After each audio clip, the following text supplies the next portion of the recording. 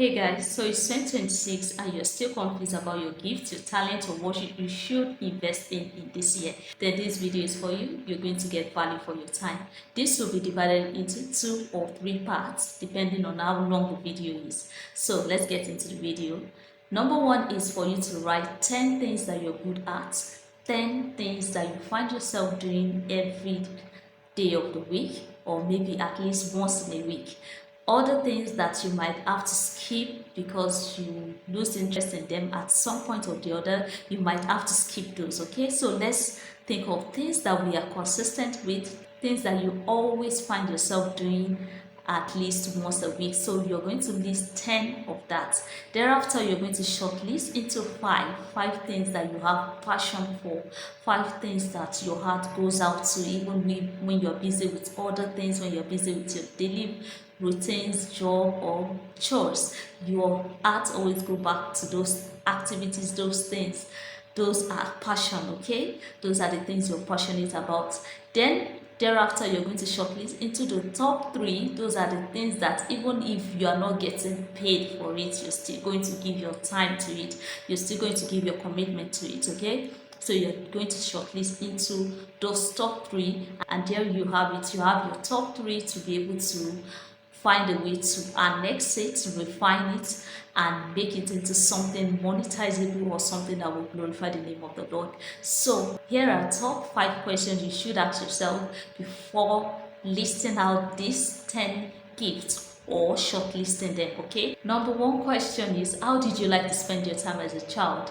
Were you always engrossed with doing crafts, or running around, or activities, creating things, or teaching other children, or even teaching things that cannot even hear you? Okay, whatever your gift was like as a child, that is number 1 thing you should think of. What were the things that got your attention the most? Because our psychology are kind of funny. It has a way of reflecting in our daily activities. Whatever, maybe it's your gene, your DNA, whatever, it has a way of coming up at times like that, especially in your childhood where there's less exposure to social media, because they might have been influenced from there and you don't even know where your real strength lies, because you see this and you want to try it out. Probably you're good at it. After trying it out, you're confused. You confuse it with what is really your talent. So at the time where there was no so much of social media exposure, or exposure to other things that you might have less interest in, think of those things that you were so engrossed with as a child. What were the things that always take your time as a child?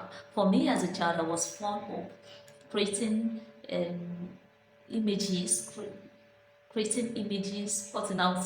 um, putting out images, drawing, and doing so many crafts, creating houses and cars with papers, and even teaching. I was so engrossed with teaching, talking to myself, talking to my reflection, addressing children that wouldn't even give attention to what I have to say, addressing even non-living object that wouldn't even comprehend what I have to say. So I was passionate about teaching, about coaching, about administration, about morality, this and that, so many things. So things you were engrossed with as a child. That's number 1. Second thing you have to ask yourself about is, what are you passionate about even as an adult? We might say, okay, over time you might have evolved.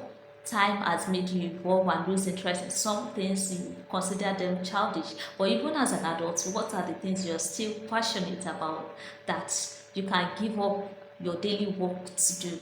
If not for the sake of earning, maybe it's not paying at the moment, but you are still passionate about those things. That's the second question you have to ask yourself.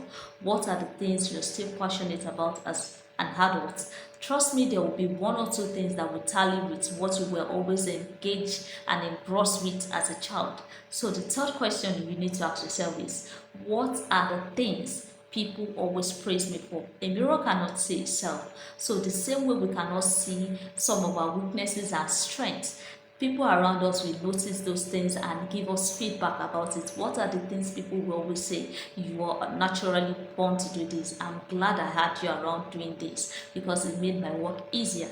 Okay, so what are the things people always praise you about? That's number 3.